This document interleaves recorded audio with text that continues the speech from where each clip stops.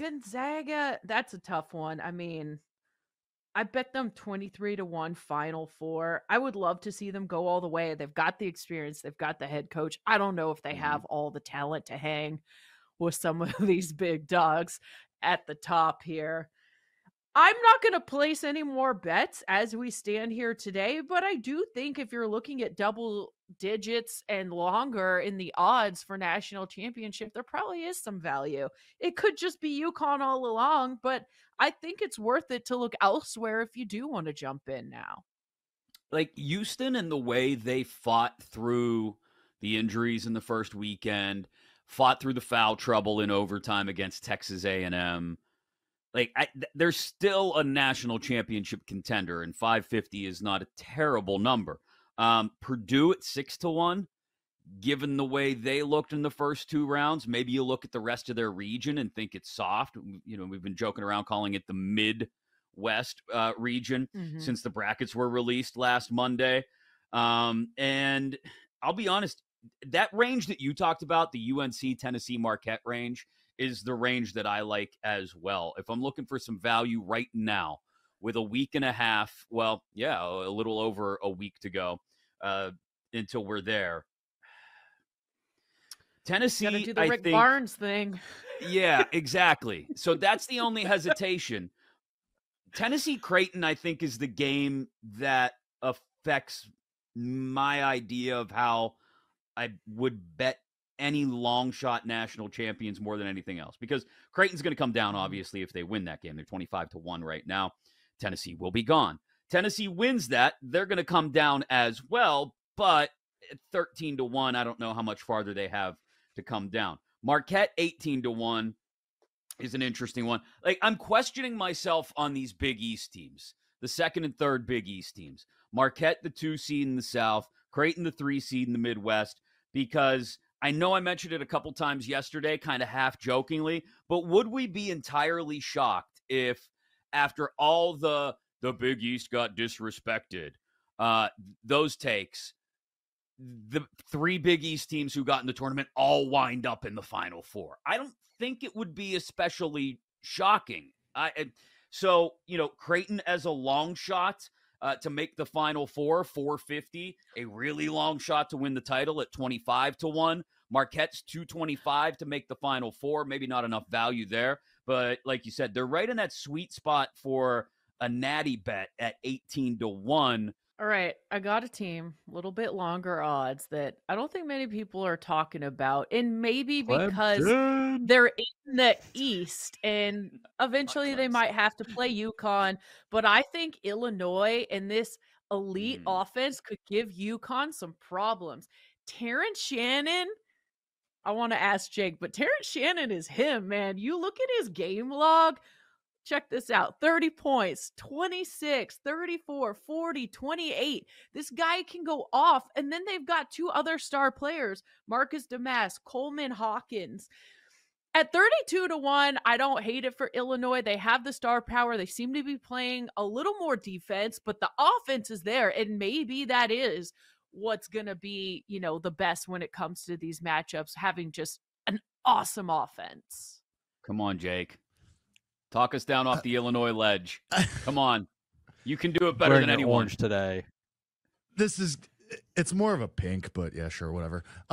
This is just gonna hurt. So if anybody wants to watch a grown man have a nervous breakdown, hang out with me Thursday night. I'll be around. It's just, listen, I've been saying all year about this Illinois team that I didn't think that they could go to a title or win a title because they just sell out on defense, and they're just a bunch of scarecrows out there basically on defense, and they'll try to outscore you, and if they don't, great, and if they do, awesome. But if they're going to play defense like they have the last couple games, and yeah, I know it's Duquesne and it's Morehead State, but if they're going to lock in like this and they're going to actually try on defense, and they've been saving it for this point, just knowing that they could beat everyone with pure offense up to this point, then maybe that's just what happened. I don't know. But I think what helps Illinois is that it is just 2 such opposing styles. Like Iowa State, obviously slow, just cement mixer type of style. And Illinois, like, they're going to try and run, and obviously booty ball is the huge thing. Like, this just might be where if you think offense prevails, then go with Illinois. If you think defense is going to win you a championship, you're going with Iowa State. I have no idea. I hear way too many people being like, Illinois should be favored. What's wrong with this? And it's just, like my blood pressure is going to be in a bad place. It's going to be in a real bad place, which is not great for a family history of high blood pressure. Oh no, it's like your heart saying yes, but your head's like trying to protect you from it's any like all potential things in heartbreak. every fandom. I've like Bears fandom, Illinois fandom. I have been programmed to expect disappointment so that I don't get hurt and I can't get emotionally invested. And yet here I am emotionally invested, and it's Tuesday. It's Tuesday morning. Relax. I just can't wait for Illinois, Iowa State. That's just the most exciting matchup to me just because of the contrasting styles. I ended up betting Illinois plus 1.5. I'm in on Illinois now. Yeah. 32-1. You're all in on myself Terrence Shannon, most outstanding player bets. You're all in on you know what? Illinois. Can I request one thing? Can I request one thing from the Hawk? While these games are happening, I don't even want to lock your phone in a lockbox and throw it in the river. If I see a text from Aaron Hawksworth during any game upcoming, assuming on Thursday, let's just say on Thursday, I am going to explode. Like pet slips and bat flips will last exactly 48 hours because my head will explode if I see the Aaron Hawksworth classic text way too early in a game. So, along those lines, do we need to tell Chris Mack about the College World Series mush that I did? Because I think that was an all-timer. Sure, let's really get the vibes right while I'm specifically asking for this not to happen. Yes. And that was that was like a month after the Auburn mush? Yeah, it was a couple back-to-backs. Hey, that I only texted you, Paul, I think. The eyeball emoji. Still counts. Oh, maybe. No, the College World Series was the best because it was literally like the first or second inning, and I got way too excited. And so, for context, Chris, in the 60 LSU? seconds that we have, no, this was Florida LSU. This was the championship. I had given everybody Florida beginning of the tournament. We're all riding 9-10-1. We're all in this together, as High School Musical famously said.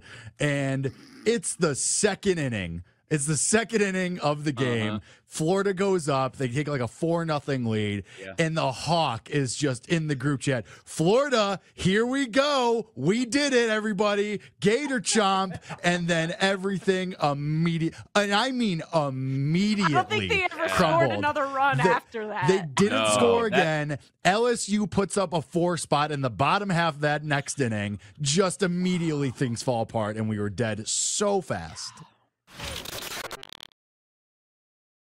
Who do you think are some live dogs for Thursday and Friday? Yeah, I mean, I've been on Duke for a while, right? We've talked about it. I had them to win the region, and I think that was at 8-1 or 7-1 is what we got them at. And I think I'm probably going to double down on it. Now, I'm a little bit hesitant. Like, do I try to not put my entire portfolio on Duke here? But I do think I like the matchup with them plus 4.5 against Houston here. I think I'm probably going to bet that side, and I'm probably going to bet the money line as well. I keep going back to big men who can pass. Houston, Kyle Filipowski's decision-making is going to really loom large. The Houston shot-making has been iffy at times this year, and if we get the version of Duke that we saw in that first weekend where they're able to really get out and transition, get those Jared McCain threes, Tyrese Proctor's making shots now at a different level, that really changes it. And I think if you put these rosters head-to-head, Duke's is more talented than Houston. Houston's had the better year, but Duke is more talented, and I think those intangibles with Duke is going to really come into play. Are you tough enough to be active on the glass all game? Are you tough enough to take care of the basketball? Are you tough enough to be able to win those 50-50 balls that Houston seemingly always gets? So those are those like little angles for me that I'm looking at with Duke, but I still think this Duke team is set up to beat Houston. And I'm telling you, like, I've been trying to find the right spot to fade Houston all year. I think it's this weekend in the Sweet 16.